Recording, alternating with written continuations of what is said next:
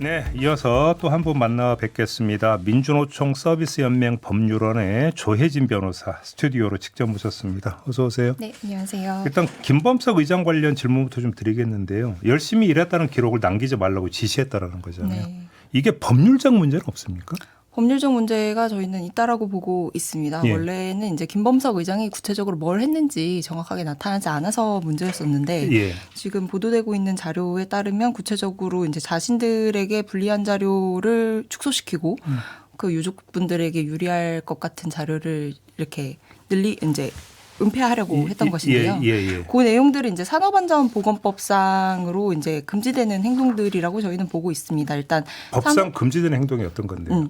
그 사업주 같은 경우에 산업재해가 발생을 하게 되면 그 사실을 은폐하거나 외부에 보고하지 말아야 한다라고 이제 정하고 있는데 지금 김범석의 행동은 너무나도 명확하게 지금 발생한 산재 사실을 은폐하려고 했던 것으로 보고 있어서 네. 산업재해 발생 은폐 금지 의무를 위반한 것으로 보고 은폐 있고요. 금지 의무. 네.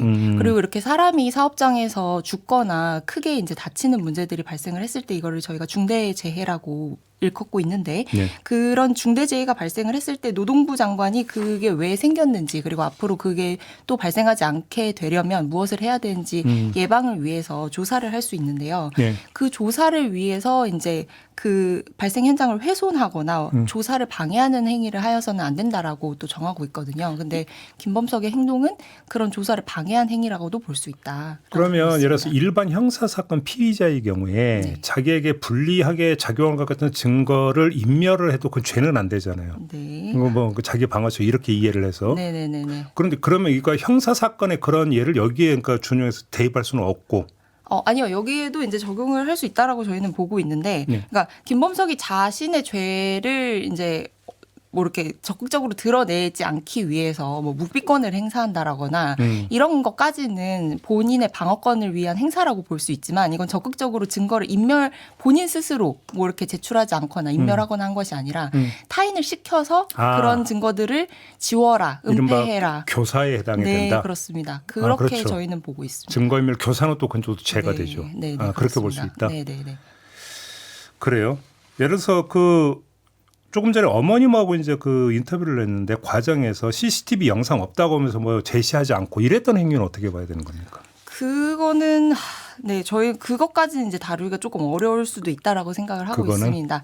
네, 기본적으로 관리하고 있는 주최 측에서 어떻게 관리하냐에 따라서 실제로 갖고 있지 않을 수도 있기는 해요. 예. 다만 이제 지금 쿠팡에서의 문제는 갖고 있지 않아서 제출하지 않는 것이 아니라 고의적으로 제출하지 않아 왔기 때문에 문제인 것이고 네. 그것이 이제 방금 말씀드렸던 그런 증거인멸죄나 산업재해 은폐 행위까지 이를 수 있는지는 조금 더 고민을 해서 거기에 해당할 수 있는지 여부를 좀 검토해 봐야 되는 상황입니다. 근데 고 장덕준 씨가 그 숨진 지 2달 뒤에 김범석 의장이 대표와 이사 의장직에서 모두 물러났거든요. 네, 근데 네. 딱 이때가 어쩌냐면 중대재해처벌법 시행 시기와 딱 겹치거든요. 네. 이걸 의식했다고 그렇게 해석을 해야 되는 걸까요? 저희는 그렇게밖에 볼 수 없다라고 생각을 하고 있고요. 예. 그 당시에 한창 이제 중대재해처벌법 시행되면 소상공인까지도 다 처벌받는 거 아니냐라는 이야기들이 있었는데 그때를 전후로 해서 쿠팡에서도 실질적으로 많은 사망 사고나 과로사 문제들이 대두가 됐고 이거를 인식하지 않았다라고 보기가 어렵습니다. 지금 쿠팡의 전반적인 문건들이나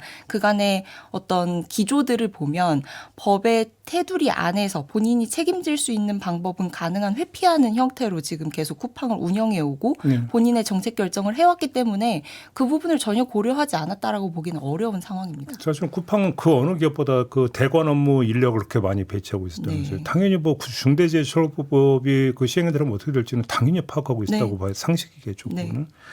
근데 지금 산재 대응 문건이 존재했다라는 게 밝혀졌잖아요. 네. 이건 어떻게 봐야 되는 겁니까? 그 문건의 내용만 보면 사실 제3자가 그냥 처음 딱 봤을 때는 그냥 회사 업무 내부 매뉴얼 같다라는 생각이 조금 들기도 해요. 그냥 보고를 하고 CCTV 확보해서 사실관계 확인해라 정리해라 이런 내용인데 그 목적이 결국에는 당사자들과 합의를 해서 산재를 은폐시키고 외부에 이거를 유출시키는 것을 막고 그리고 이 문제를 예방하려 하기보다는 네. 우리 사업장에 그런 일이 없었다라는 것을 위한 작업 어떤 프로세스를 적어두었던 것이라서 네.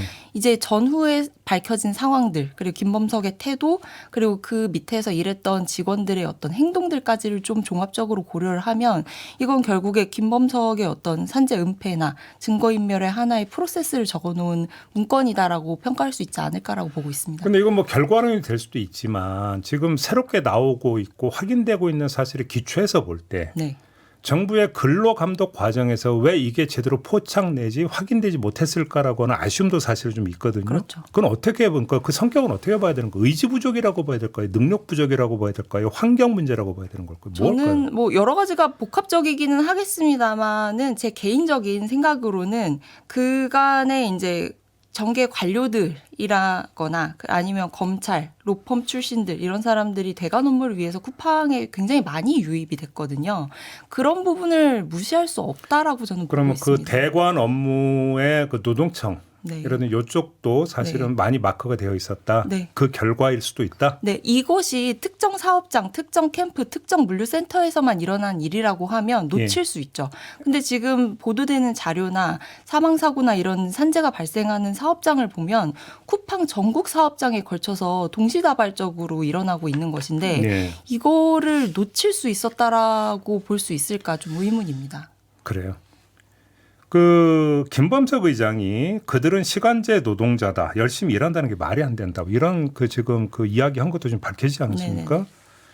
이런 어떤 그 발언에 담겨 있는 노동관이 뭐라고 보세요? 변호사님이 해석하시기에는. 그 어머님께서도 말씀을 하셨는데 그 모던 타임즈에 있는 부품 그냥 쓰고 빨리 바꿀 수 있는 존재들 정도로 생각을 했던 것 같습니다. 소모품 정도로. 네, 그렇게 자기가 생각하기엔 힘든 일이 아니고 예. 되게 간단한 일이고 어려운 일도 아닌데 이렇게 열심히 일해서 성과급도 받을 것이 아닌데 열심히 일해서 사람이 죽는다라는 게 납득이 안 간다. 정말 그렇게 생각을 했을 것 같아요. 기본적으로 불신이 엄청 깔려 있는 거죠. 네, 그렇습니다. 그죠? 예. 근데 이 쿠팡의 노무 관리가 다른 기업과 이렇게 비교해서 볼 때 아주 도드라지는 특징이나 이런 게 좀 있습니까? 노무 관리라고 했을 때 기본적으로 변호사로서 봤을 때 가장 두드러지게 차이가 있는 부분은 예. 쿠팡의 어떠한 책임 소재도 돌아오지 않게끔 계약 조건을 형성해 둔다라는 것이에요. 근로계약에서. 네, 근로계약도 그렇고 예. 뭐 지금 김범석이 한국 법인의 어떠한 책임지는 지위에 있지 않게끔 해놓은 인사라든지 네. 아니면 뭐 요즘에 문제가 되고 있는 쿠팡 택배 기사분들 역시도 사실은 누가 보더라도 다 쿠팡을 위해서 일하고 있는 사람들이라고 생각을 하지 그 사람들이 쿠팡과 무관한 사람들이라고 생각하지 않습니다. 네. 근데 법률적인 쟁점으로 파고 들어가기 시작하면 저희는 직접적인 계약 관계가 없고 직접 책임질 수 있는 사람이 없고 이런 식으로 다 빠져나가게 되어 있거든요. 그러면 거기서 마지막 질문을 드려야 될 것 같은데 김범석 의장한테 미국에 있는 네. 내지 한국에 없는 네. 김범석 의장한테 법적 책임을 물을 수 있을까요? 지금 이제 그게 당장 마땅치 않으니까 정부에서도 뭐 영업정지나 이런 것들을 조금 고민하고 있는 상황인데요. 일단 당장에 확인된 사실을 통해서 고발을 할 수 있는 부분들은 고발을 할 예정입니다. 왜냐하면 고 장덕준 씨 사례가 발생했을 경우에는 아직 쿠팡 그 한국 법인의 대표로 있었기 때문에 네. 책임을 질 수 있는 지위에 있었다라고 보고요. 앞으로 어떻게 해야 할 것이냐와 관련해서는 실질적으로 뭐 법인이 외국에 있고 지금 당장 한국 법인에 어떤 책임 있는 자리에 있지 않다라고 하더라도 네. 실질적이고 구체적으로 뭔가 영향을 행사할 수 있는 사람한테 책임을 물을 수 있는 제도가 마련되지 않아야 일단 할까. 고발은 들어간다. 네, 그렇습니다. 알겠습니다. 자, 오늘 말씀 여기까지 들을게요. 고맙습니다. 감사합니다. 민주노총 서비스연맹 법률원의 조혜진 변호사였습니다.